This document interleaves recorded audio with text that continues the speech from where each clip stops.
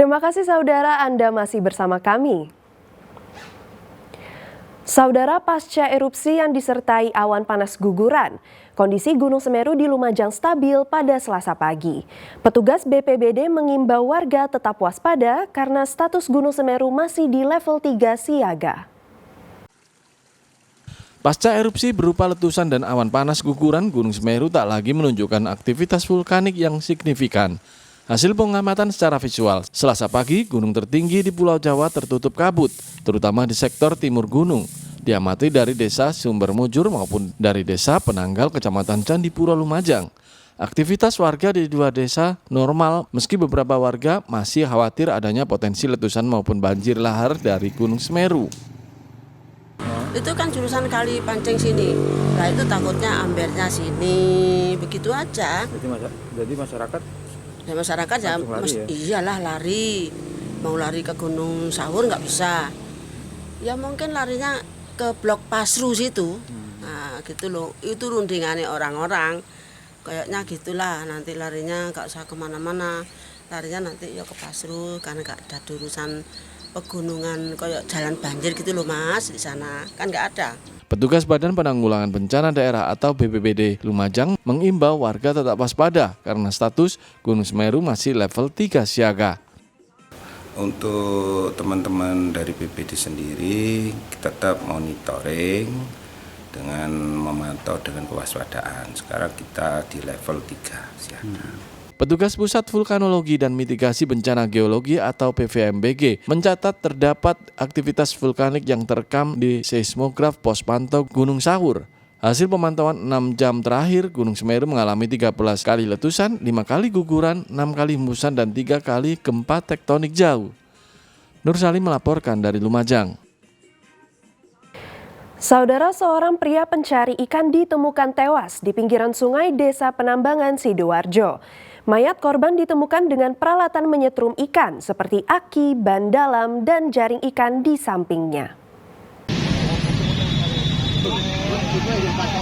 Warga Desa Penambangan Kecamatan Balongbendo, Kabupaten Sidoarjo dikejutkan dengan tewasnya seorang pencari ikan di pinggiran sungai desa setempat.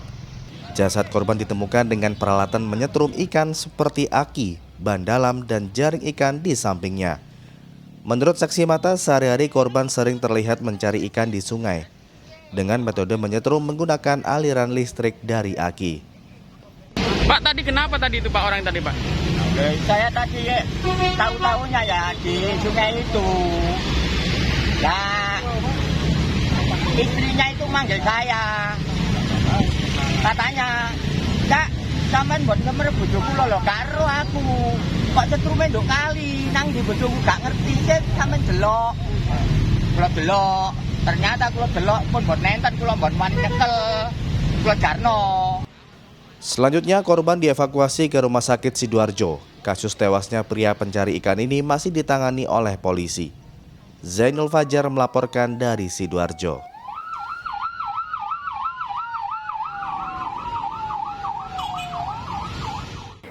Saudara, sebuah minibus melaju kencang dan melawan arus hingga menabrak pemotor dan beca di Surabaya. Mobil akhirnya terperosok ke taman kota, sedangkan sopir minibus kabur usai kejadian. Sebuah minibus terperosok di taman kota, tepatnya di bawah jembatan layang Mayangkara, Surabaya, Senin petang. Sebelumnya, pengemudi minibus melaju dengan kencang dan melawan arus di area putar balik bawah jembatan Mayangkara. Tiba-tiba minibus menabrak sepeda motor dan becak di depannya. Ironisnya, supir minibus yang belum diketahui identitasnya malah kabur. Akibat kecelakaan, pengendara motor dan pengendara becak terluka, sedangkan kendaraan mereka rusak parah. Akibat terperosok ke taman, evakuasi minibus harus dilakukan menggunakan mobil krain. Tadi dari lampu merah itu saya cek roda sama roda 2. Langsung roda 2-nya pergi. Roda 4-nya ini, R4-nya itu belok kiri, langsung ngatret, langsung satret, lawan arus. Oh, ini ngelawan arus Bang? Iya, belakangnya ada 2, sana ada R2, habis itu BB,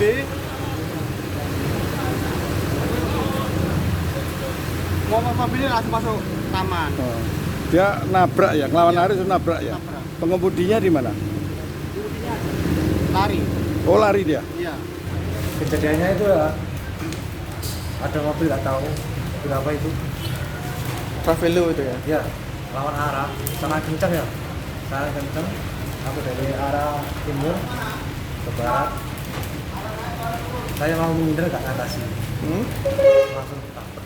Oh, ditabrak. Posisi mobil ngelawan arah ya? Iya lawan arah. Berapa orang Mas yang Mas lihat berapa kendaraan yang tabrak? Kurang tahu. Saya nggak sadar sendiri. Kurang tahu. Ini Mas luka apa ini? Tangan sama Kaki. Kasus kecelakaan ini ditangani unit laka lantas Polrestabes Surabaya. Polisi masih memburu pengemudi minibus. Rahmat Hidayat melaporkan dari Surabaya. Saudara, truk pengangkut batu bara terguling di perlintasan kereta di Jombang. Diduga muatan batu bara melebihi kapasitas sehingga menyebabkan as roda truk patah dan akhirnya terguling. Truk bermuatan batu bara yang dikemudikan oleh Solikin asal Pasuruan mengalami kecelakaan tunggal dan terguling di perlintasan kereta Jalan Hasyim Asy'ari, Kecamatan Jombang. Kondisi truk terguling hingga menutup simpang 3 jalan, sehingga membuat pengendara lain dan petugas PT KAI panik karena posisi truk berada di dalam palang pintu perlintasan. Diduga muatan batu bara melebihi kapasitas sehingga menyebabkan as roda truk patah dan akhirnya terguling. Kelihatan pertama itu sudah berhenti, cuman kok ada lagi tuak gini langsung lem itu. Itu muatan apa, Pak? Batu bara. Berapa ton? Waduh, nggak tahu ya, lupa ya. Ini dari mana mau bawa ke mana?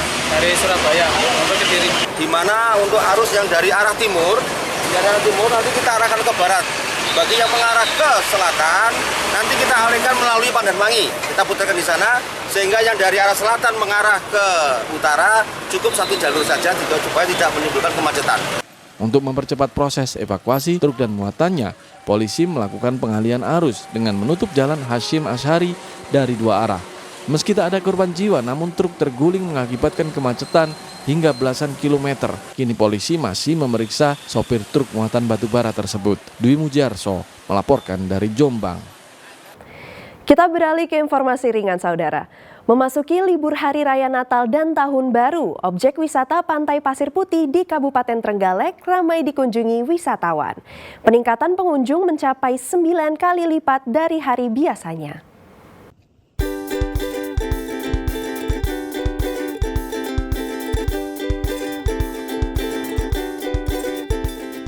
Memanfaatkan momen libur panjang Natal dan Tahun Baru kali ini, Pantai Pasir Putih di Desa Karanggoso, Kabupaten Trenggalek diserbu wisatawan.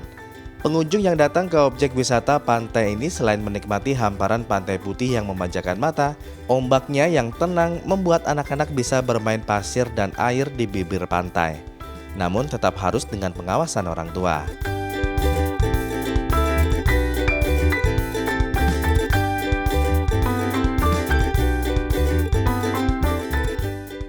Di Pasir Putih itu tempatnya bersih, pasnya benar-benar putih dan sejuk asri.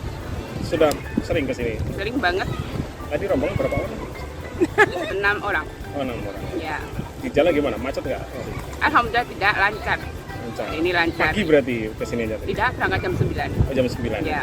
Pemandangannya gimana Bu kalau JLS Bu?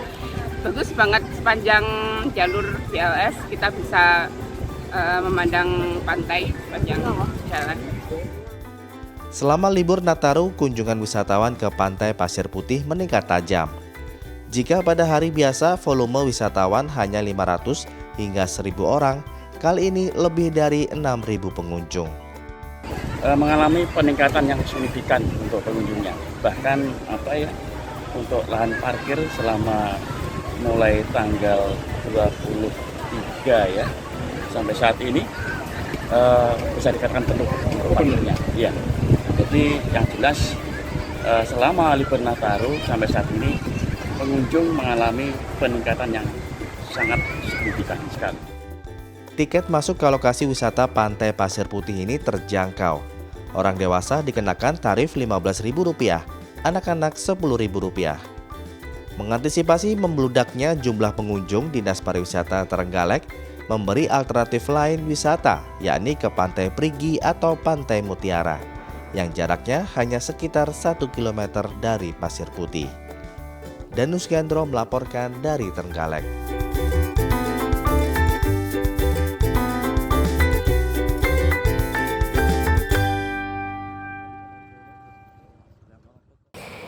Saudara, hujan salju terjadi di kawasan wisata Mojosemi Park Magetan. Bukannya berlindung, pengunjung pun senang. Mereka bahkan bermain riang dengan sejumlah hewan purba seperti mammoth, penguin, hingga beruang kutub.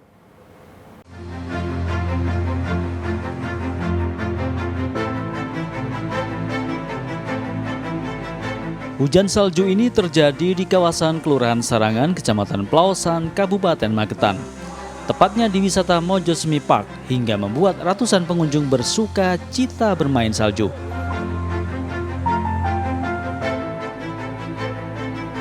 Tentu saja hujan salju ini adalah buatan pengelola wisata Mojosemi Park yang menghadirkan konsep zaman es alias Ice Age. Selain hujan salju, di lokasi juga banyak batu salju hingga sejumlah hewan purba seperti mamut, beruang kutub, penguin, dan dinosaurus.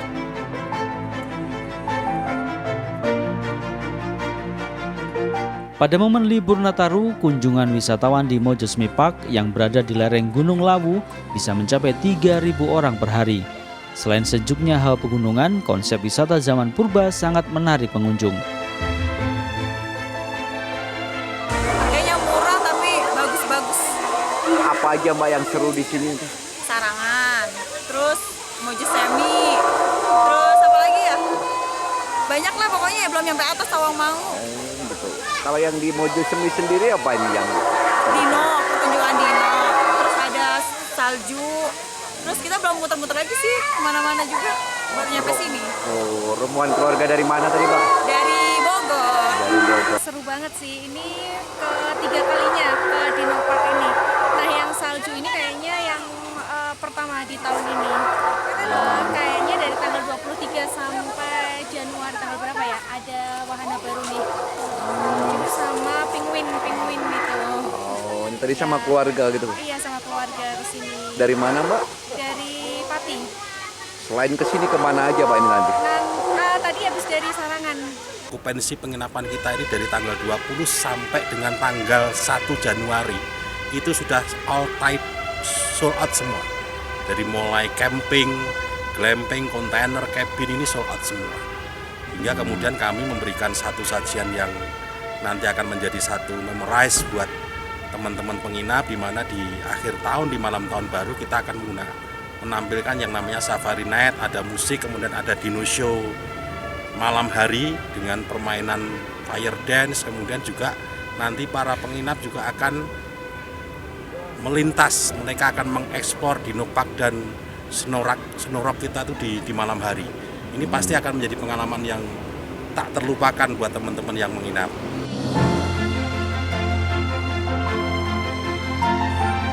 Selain wisata zaman purba, pengelola juga menyediakan penginapan berupa tenda, sehingga pengunjung bisa berlibur sambil menikmati alam alias glamping.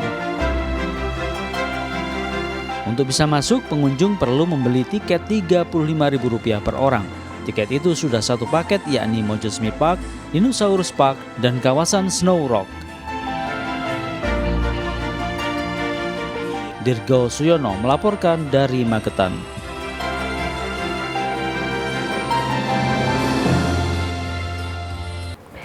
Dan saudara, informasi tadi sekaligus menjadi akhir perjumpaan kita dalam Liputan 6 SCTV Daerah Jawa Timur kali ini.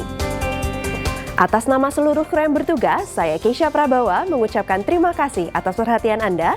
Selamat beraktivitas dan salam SCTV.